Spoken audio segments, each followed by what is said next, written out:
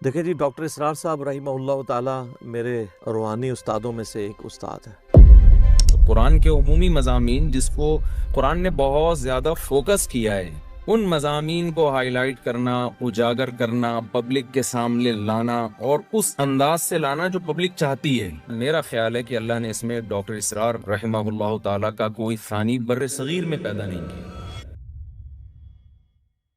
Doctor اسرار احمد کو کون نہیں جانتا؟ آج ان کی موت کے 15 سال بعد بھی لوگوں کے دلوں سے ان کی محبت نہیں گئی۔ جو باتیں انہوں نے آج سے کئی سالوں پہلے کہی تھی اب ہمیں سچ ہوتی نظر آ رہی ہے۔ یہود ہی نے یورپ کے اندر سود کا رواج شروع کروایا، ورنہ سود حرام تھا۔ ویسے تو انہوں نے اپنی زندگی میں کئی بڑے فیصلے لیے، لیکن سب سے بڑا فیصلہ انہوں نے تب لیا جب انہوں نے اپنی میڈیکل کی پڑھائی پوری کرنے کے بعد لوگوں کو اسلامک علم دینے کا سوچا اور جماعت اسلامی سے جڑ گئے۔ بعد میں 1981 میں انہوں نے پاکستانی ٹیلی ویژن پر لوگوں کو قرآن کی تفسیر اور اسلامک ٹیچنگ دینی شروع کی، جو ایک بہت بڑا قدم تھا۔ وہ چاہتے تو ڈاکٹر بن کر اپنی پوری زندگی عیش و آرام کے ساتھ گزار سکتے تھے، لیکن بجائے اس کے انہوں نے اپنی زندگی اسلام کو وقف کر دی۔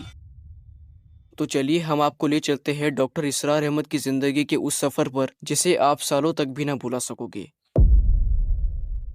پارٹیشن سے پہلے جب ہماری سرزمین پر انگریزوں کا راج تھا، اسی وقت 26 اپریل 1932 کو ہریانہ کے اندر اسرار احمد کی پیدائش ہوئی۔ ان کے والد فارمر تھے اور گھر میں اسلامی ماحول رہتا تھا۔ اسرار احمد بچپن سے ہی کافی تیز دماغ کے تھے۔ جہاں دوسرے بچے کھیلتے تھے، اسرار کتابوں میں ڈوبے رہتے تھے، خاص کر اسلامی کتابوں میں۔ اسرار احمد نے اپنا پورا بچپن وہی گزارا، لیکن اب کہانی کے پنے پلٹتے ہیں اور 1947 میں بھارت اور پاکستان کا بٹوارا ہو جاتا ہے اور اسرار احمد کے پورے خاندان کو مجبوراً ہندوستان چھوڑ کر پاکستان لاہور جانا پڑتا ہے۔ پارٹیشن کے دنگوں میں کئی ہندو اور مسلمانوں پر ظلم کیے گئے۔ اس دردناک ماحول نے اسرار احمد کے دل میں امت اور اسلام کے لیے فکر اور بڑھا دی۔ خیر، لاہور آ کر انہوں نے اپنی پڑھائی جاری رکھی اور لاہور کے گورنمنٹ کالج میں انہوں نے BSc کیا۔ پھر بعد میں انہوں نے لاہور کے کنگ ایڈورڈ میڈیکل کالج میں ایڈمیشن لیا MBBS کرنے کے لیے۔ پھر فائنلی 1944 میں انہوں نے MBBS کر لیا، یعنی وہ اب ایک ڈاکٹر بن چکے تھے۔ لیکن اس کے بعد انہوں نے ایک ایسا ڈیسیجن لیا جو ان کی زندگی بدلنے والا تھا۔ MBBS کرنے کے بعد اسرار احمد نے سوچا کہ وہ اپنی زندگی اسلام کو وقف کر دیں گے۔ 1950 کی شروعات میں ڈاکٹر اسرار احمد نے مولانا عبدالاعلی مودودی کی جماعت اسلامی جوائن کر لی۔ مودودی صاحب کا مشن تھا اسلامی حکومت قائم کرنا اور ڈاکٹر اسرار احمد نے بھی اس مشن پر پورا زور لگا کر کام کیا۔ لیکن کچھ سالوں بعد ڈاکٹر اسرار احمد کو یہ محسوس ہوا کہ صرف راجنیتی سے اسلام نہیں آئے گا، پہلے دلوں اور دماغ کی سوچ بدلنا ضروری ہے۔ اس وجہ سے 1957 میں انہوں نے جماعت اسلامی میں کچھ متبھید کے چلتے پارٹی کی ممبرشپ چھوڑ دی، لیکن وہ جماعت کو دشمن نہیں سمجھتے تھے، بس طریقہ الگ تھا۔ اب اس میں جو آپ نے اختلاف پوچھا ہے، جو میرا علیحدگی کا اصل سبب ہے،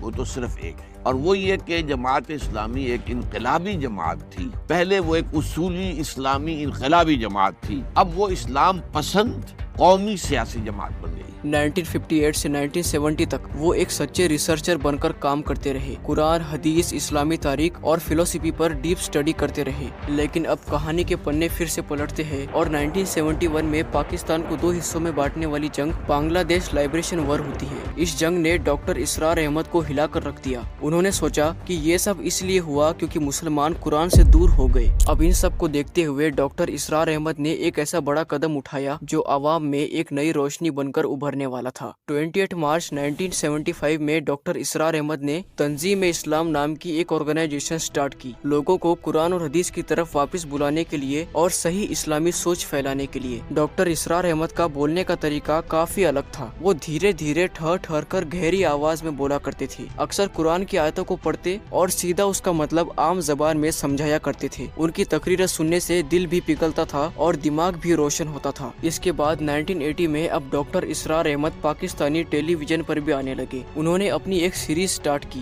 بیان القرآن، جس میں وہ پورے قرآن کی تفسیر بیان کرتے تھے۔ یہ سیریز اتنی مشہور ہوئی کہ لاکھوں لوگوں کو یہ سیریز پسند آئی۔ ان کی تقریریں ویڈیو، آڈیو اور ٹیپس کے ذریعے پوری دنیا میں پھیل گئی۔ ڈاکٹر اسرار احمد نے اسلام کے اوپر کئی کتابیں بھی لکھی جو آگے جا کر بہت مشہور ہوئی۔ لیکن ہماری کہانی کے پنے ایک بار پھر پلٹتے ہیں اور سال 2000 کے بعد ڈاکٹر اسرار احمد کی طبیعت دھیرے دھیرے بگڑنے لگتی ہے اور انہیں کئی چھوٹی موٹی بیماریاں ہو جاتی ہیں۔ لیکن اتنا سب ہونے کے بعد بھی انہوں نے اپنا بیان دینا بند نہیں کیا۔ اس کے بعد 14 اپریل 2010 کو ڈاکٹر اسرار احمد کی لاہور کے اندر ہارٹ اٹیک کی وجہ سے 77 سال کی عمر میں موت ہو جاتی ہے۔